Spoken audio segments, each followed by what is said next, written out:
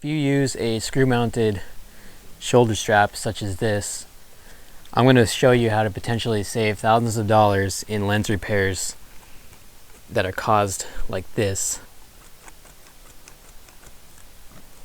from your mount coming loose. Just by using a little bit of ingenuity, you're going to save some money.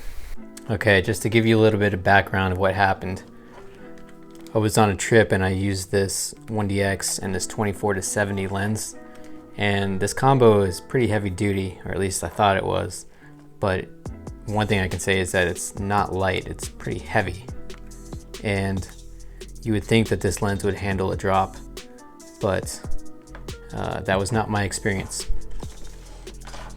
And I was using this particular black rapid strap, which I really like. But one flaw that something like this has is that the mounting system, even though the mounting system has a rubber grommet that acts as a friction hold, over time it still came loose. And I was holding it, I was just using it like normal, like this, and I was walking with it, and all of a sudden the camera just dropped. And I couldn't believe that it dropped, but it did. And it ended up hitting the lens. And at first it was a little loose, but I didn't really have any trouble with it, except for like you hit the full stop at 24 and you try to take a picture and it wouldn't take a picture. You move it just a little bit and it started taking pictures. And I knew something was loose in there. And I took the mount off. I tried to tighten down the screws. And I think over time they stripped, because now it does this.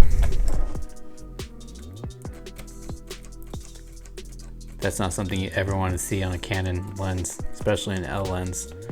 So to prevent that from ever happening again, I'm going to show you how to use an aviation technique for redundancy. Alright, so the equipment you're going to need for this method are some diagonal cutters, any type of pliers with a flat tip on the end.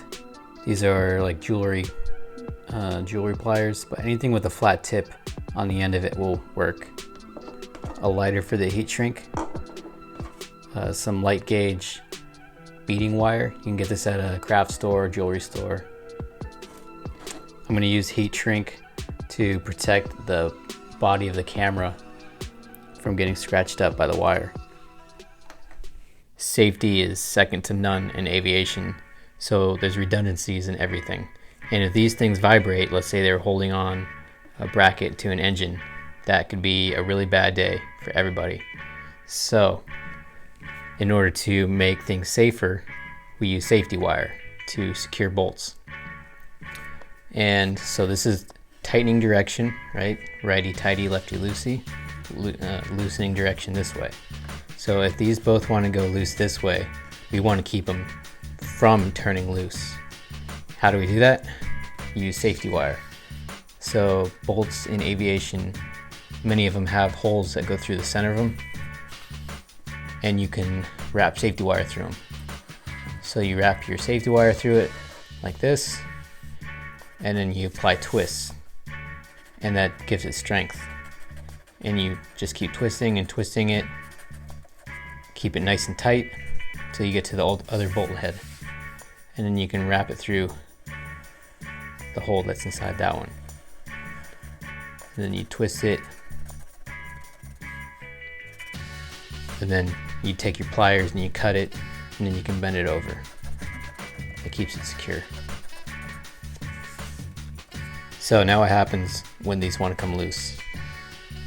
So let's say this one starts vibrating and starts loosening. It's going to tighten right here, and the safety wire is going to say, nope, you're staying right here. And that's how safety wire works. And that's what we're going to do on our camera. Alright, so the first thing we're going to do is take off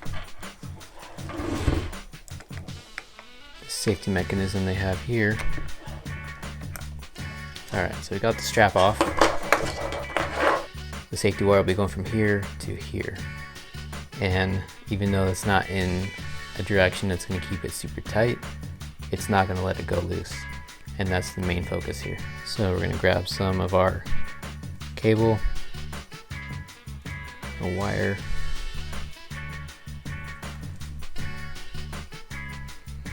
and you don't need a whole lot, but I like to use enough that I can work with comfortably. Just cut off a piece. It's kind of dealer's choice in how and where you want to start. You could start here or you could start here.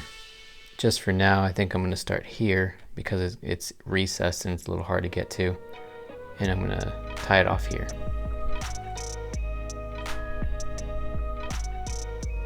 And use whatever tools you need to help you out. You get about halfway in there. And start tightening.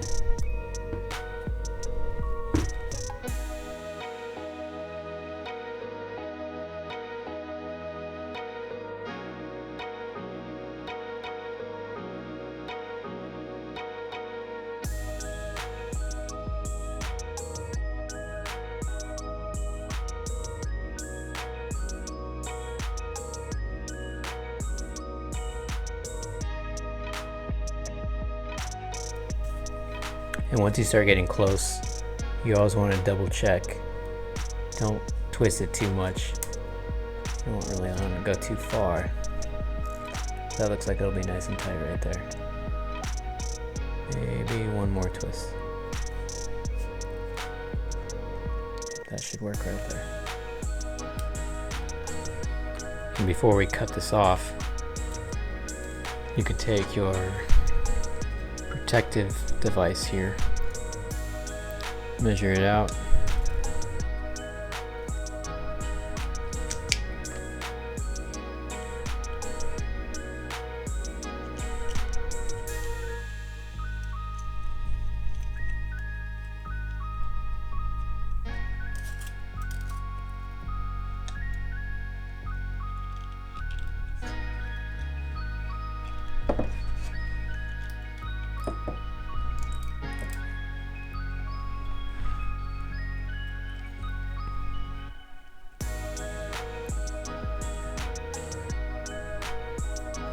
and before I go too far, I like to give it a little bit of assistance, a little bit of help with it, with pliers.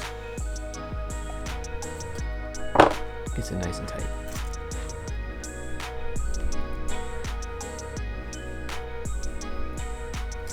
Just give yourself enough length to work with.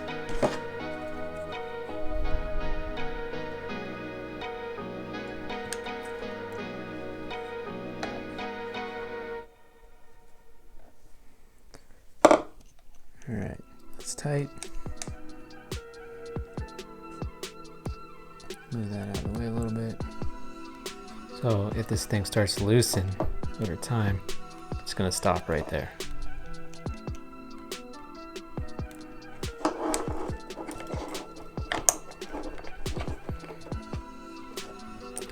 Now you've got redundancy in your carabiner right here.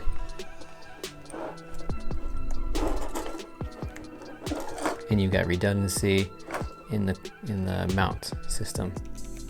So that thing's, unless this thing breaks, which it could, like if you drop it, this might break. But it's not gonna come loose because of this.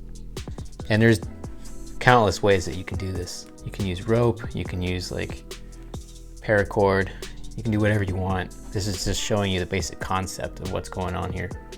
And I wish I did this the first time.